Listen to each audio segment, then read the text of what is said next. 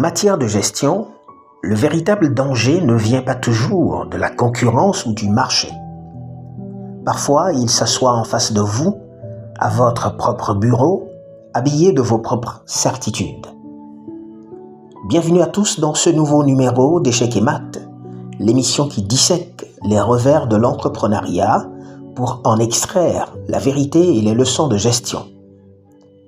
Aujourd'hui, nous plongeons dans les coulisses d'une aventure à double casquette.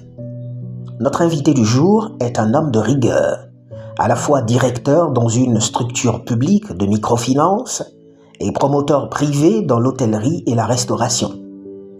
Un profil averti, habitué aux chiffres, qui pensait avoir verrouillé sa gestion en centralisant ses recettes et en installant des mécanismes de contrôle stricts. Pour consolider le tout, il a misé sur le facteur humain en soignant son responsable comptable.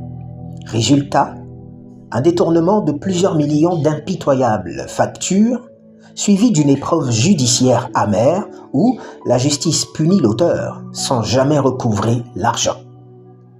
Comment se relève-t-on d'une trahison financière de cette ampleur? Faut-il bannir définitivement la confiance en entreprise? C'est le voyage auquel nous vous convions aujourd'hui.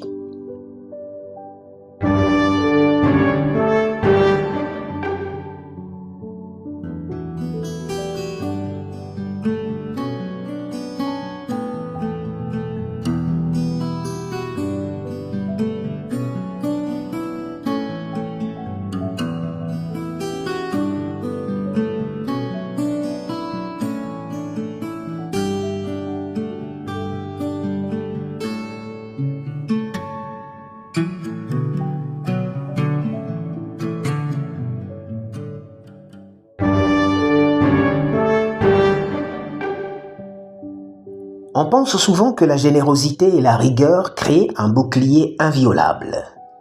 La réalité du terrain vient parfois briser cette illusion. Dans le cas présent, le piège est presque paradoxal. Notre entrepreneur n'a pas péché par amateurisme.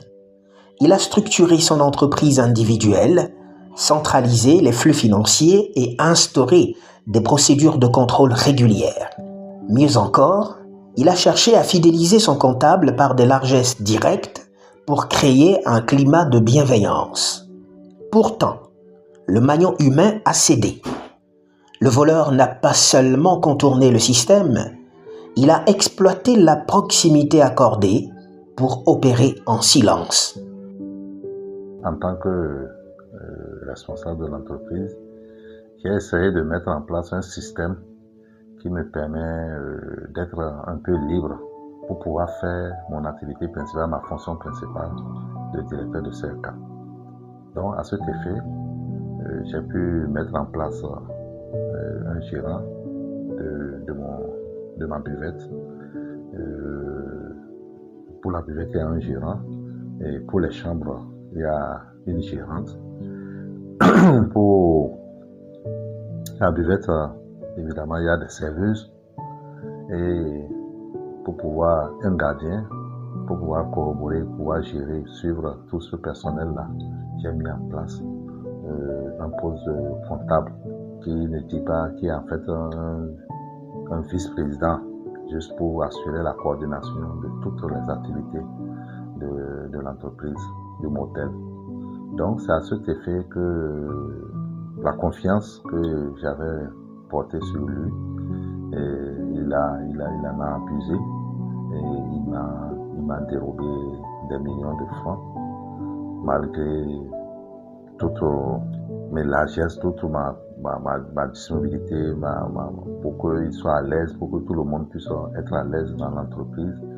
Il a pu me dérober des millions, et ce qui a fait que lorsque j'ai découvert le poteau rose, j'étais obligé de l'amener au commissariat, et où pratiquement il n'a pas voulu restituer les sous.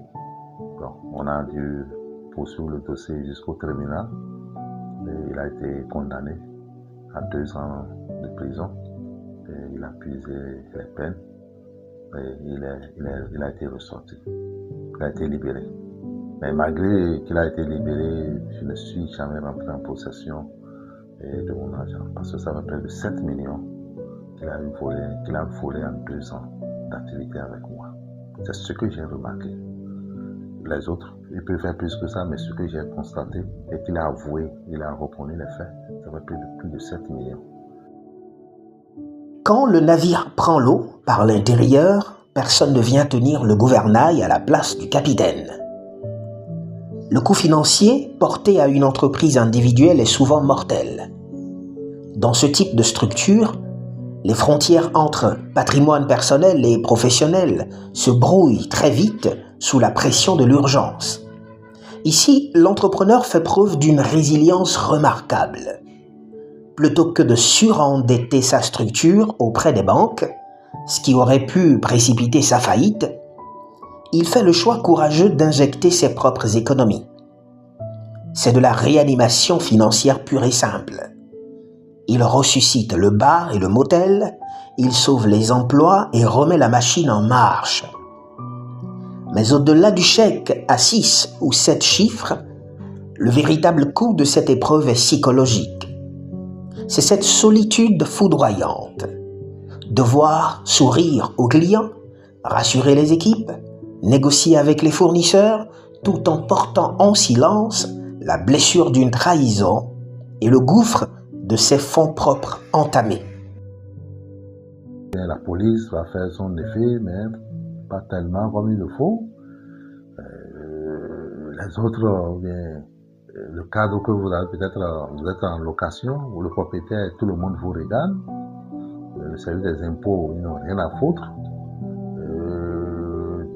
Tout ce qui bouffaient autour de vous là, tout le monde vous regarde. Si vous vous en sortez, c'est bon. Si vous vous en sortez pas, ça va être tant pis pour vous. Vous allez en partir, vous allez mourir, point.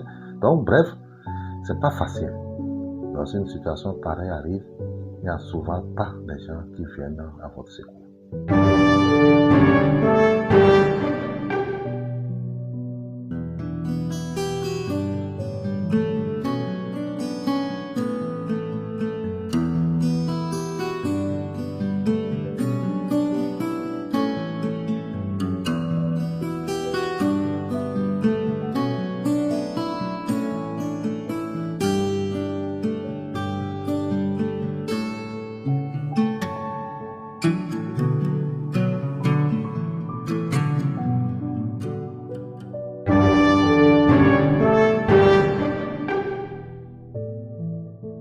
La confiance est-elle un moteur d'accélérateur ou une faiblesse managériale? Au sortir d'un tel traumatisme financier et émotionnel, la question centrale n'est plus seulement d'ordre comptable ou juridique. Elle touche au fondement même de la posture du dirigeant. Peut-on continuer à déléguer quand la main qui tenait les clés de la caisse est celle qui a tout vidé? Lorsque nous avons posé la question directe à notre invité, faut-il faire confiance en entreprise? Sa réponse est tombée sans l'ombre d'une hésitation. Un non catégorique, forgé dans la douleur de l'expérience. Et la grande leçon, c'est que aujourd'hui, nous ne pouvons plus continuer par faire une confiance aveugle avec les gens que nous travaillons. Nous ne pouvons pas. Même nos propres frères. J'en ai connu, il y a des gens de la membre et des membres de ma famille qui se sont rapprochés de moi, que j'ai positionné, mais qui ont fait le même comportement. Donc aujourd'hui, il n'y a plus de confiance. Il n'y a pas affaire de famille, il n'y a pas affaire de technique, il n'y a pas affaire d'âge, il n'y a pas affaire de sexe. Il n'y a plus de confiance. Et chaque fois que vous vous retrouvez dans une situation d'entreprise, vous devez mettre suffisamment de garde-fous pour éviter que vous ne soyez vraiment victime de ces cas de vol-là. La confiance n'est pas un sentiment. En gestion d'entreprise, elle doit être un protocole. Rapprochons les pièces de ce puzzle pour en dégager la véritable leçon d'échec et mat. L'expérience de notre invité met en lumière le double visage de la confiance au sein des organisations. La confiance est indispensable pour déléguer et faire grandir une entreprise sans que le promoteur ne devienne le goulot d'étranglement. Elle est aussi nécessaire pour responsabiliser et stimuler l'engagement et la fidélité. Cependant, la confiance affective crée un point de défaillance unique en laissant un seul individu sans contre-pouvoir. L'absence de verrouillage strict peut exposer des collaborateurs vulnérables à la tentation du détournement. Cette expérience professionnelle oblige à des dispositions indispensables. Pour qu'un échec financier se transforme en sagesse managériale, 3 garde-fous doivent être instaurés. 1. La séparation stricte des tâches. Celui qui enregistre la recette ne doit jamais être celui qui la valide ou la dépose en banque.